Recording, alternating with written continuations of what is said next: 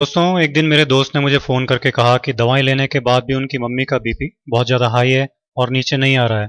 उनकी लाइफ के लिए हमें डर लग रहा है। ये कहते कहते वो रोने लगे। मैंने कहा चिंता मत करो, मैं एक नुस्खा बताता हूँ, उसे तुरंत बनाकर दो और एक एक्यूप्रेशर भी बता देता हूँ जो कितना भी बीपी हाई हो जाए तुरंत काम करेगा और 5-7 मिनट में ही बीपी नॉर्मल आ जाएगा। मैंने कहा कि 1 कटोरी पुदीने की पत्तियां मिक्सी में डालो, साथ में 2-3 चुटकी काली मिर्ची का पाउडर और थोड़ा सा पानी डाल लो और इसको पीस लो। पुदीने की चटनी बन जाएगी। पुदीने की चटनी की 2-3 चम्मच तुरंत इनको खिलाओ। उन्होंने कहा कि हम अभी बनाकर इसे खिलाते हैं। फटाफट 2 मिनट में ही उन्होंने चटनी तैयार कर ली और तुरंत उनको खिला दी। 5-7 मिनट में ही उनका आराम आने लग गया।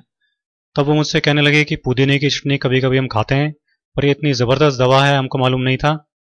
मैंने कहा कि ये घरेलू नुस्खे बहुत तेज़ी से काम करते हैं और बनाने और यूज़ करने में भी बहुत आसान होते हैं, लेकिन बस हमको इनके बारे में मालूम नहीं होता। नेचुरोपैथी और आयुर्वेद में इसको बहुत ऊंचा स्थान दिया गया है।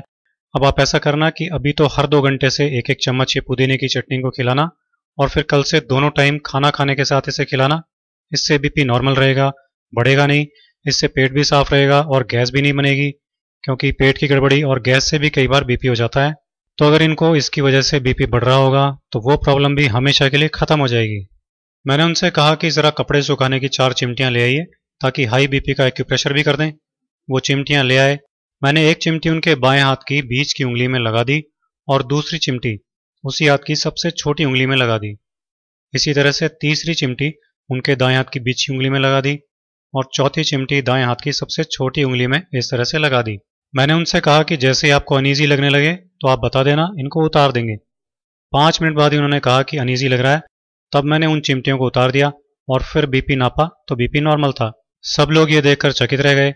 मैंने कहा कभी भी ऐसी बात हो तो इसे तुरंत कर डालना और इसे रोजाना दिन में 1 बार इसी तरह से करना। बीपी हमेशा नॉर्मल बना रहेगा, जान का खतरा भी नहीं रहेगा। सबकी आंखों में आंसू थे, लेकिन वो खुशी के आंसू थे, क्योंकि उनकी माँ की जान अब खतरे से बाहर थी।